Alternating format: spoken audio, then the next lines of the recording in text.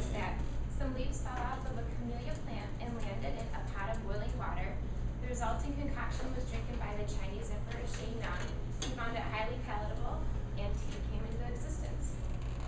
This beverage then spread from China to Japan, and then from Japan to Europe, and eventually it went global. And today it is arguably one of the most popular beverages in the world. So I'm going to demonstrate how to make the perfect cup of tea. A little brief overview of tea, about where people drink it in countries. Taiwan is very famous for drinking tea. They are the creators of bubble tea, if any of you have ever had that, which is milk and tea and tapioca bubbles that float in the bottom. Thailand drinks iced tea, which is called chai yang. It's very popular there. India is the origins of chai, which is a spiced tea. It's very flavorful. Morocco drinks green tea with mint in it. They actually just pull leaves and put it right into the tea, and it's very famous with danishes and desserts at every single meal. And the United Kingdom is the largest consumers of tea, with each person consuming about 5 pounds per year. Tea is a very light substance, so 5 pounds is quite a bit. To begin the process of drinking tea, there's 2 decisions that you have to make first. The first one is the flavor of tea that you want. There's many different flavors. 2 of the main, most popular ones in the world is green tea and black tea. They come from the same plant, but green tea is very delicate part of the plant, and the black tea is much rougher. We are going to be brewing a black tea today, Earl Grey, to form a black tea. And then after you've decided what flavor you want, you need to decide what form you want the tea to be in. There's bag tea, which is this kind you buy in stores in the little white mesh bags, and loose tea. Loose tea is definitely better, but bag tea is definitely more convenient, so it really just depends on how much time you have and which one you want to drink. I prefer loose tea because the black tea has the dust that gets swept up after they package the loose tea. So we will be brewing loose black tea today. You always want to keep your loose tea stored in dark tins. They're usually sold in little dark bags that you keep in cooler areas just to keep them airtight and maintain as much freshness as possible. So after you've made those 2 decisions, you need to begin with the water part.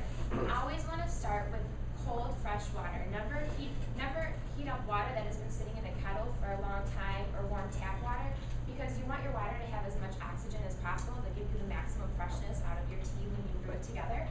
So you want to get the water boiling. Since we're making black tea, you want the water to be boiling. If you were doing green tea, since it's more delicate of a leaf, you would want to remove the water from heat before it's boiling. So you have the water boiling, and we're going to pretend that this is cooking right now. And then as that is boiling, you want to measure the tea. The rule of thumb is about a teaspoon of tea for every cup you plan to drink. So out of a cup like this, I would definitely get about 3 cups of tea out of there. So I'm just going to fill this steeper half full, and I like to just dig my fingers in and just grab the tea out. Some people are very picky about it and prefer to use spoons and stuff. And you just dump it right in there. You want to make sure that you always wipe the excess leaves out of the rim, because you don't want to get any leaves floating around in your tea, because that's really gross in your mouth.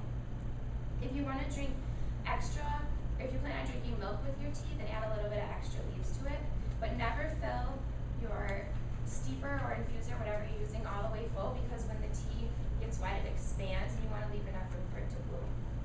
So you can just set that to the side, and now that our water is cooking, one great way to ensure that your tea is going to be the best cup possible is to just warm up the cup. So what you want to do is, as the water is just about boiling, just pour a little bit of water into your cup and just kind of swish it around and get your cup heated up.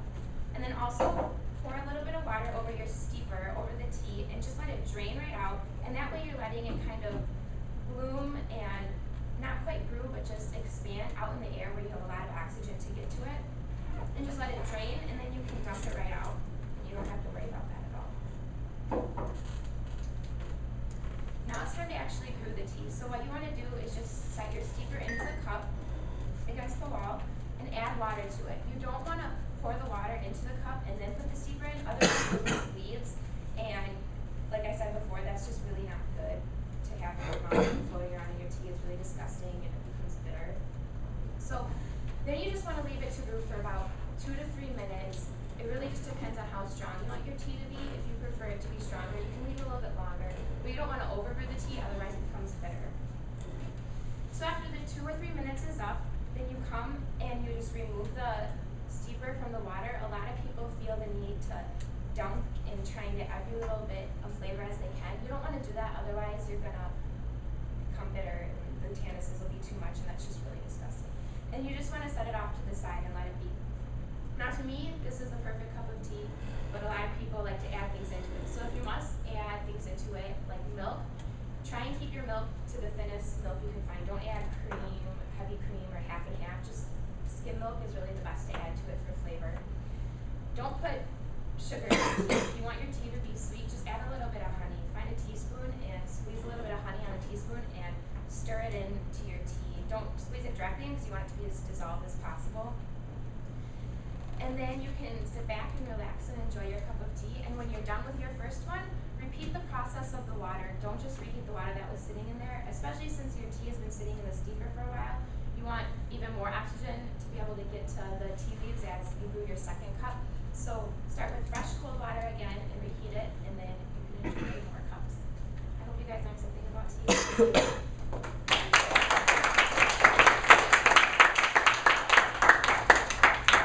Time, 6:12.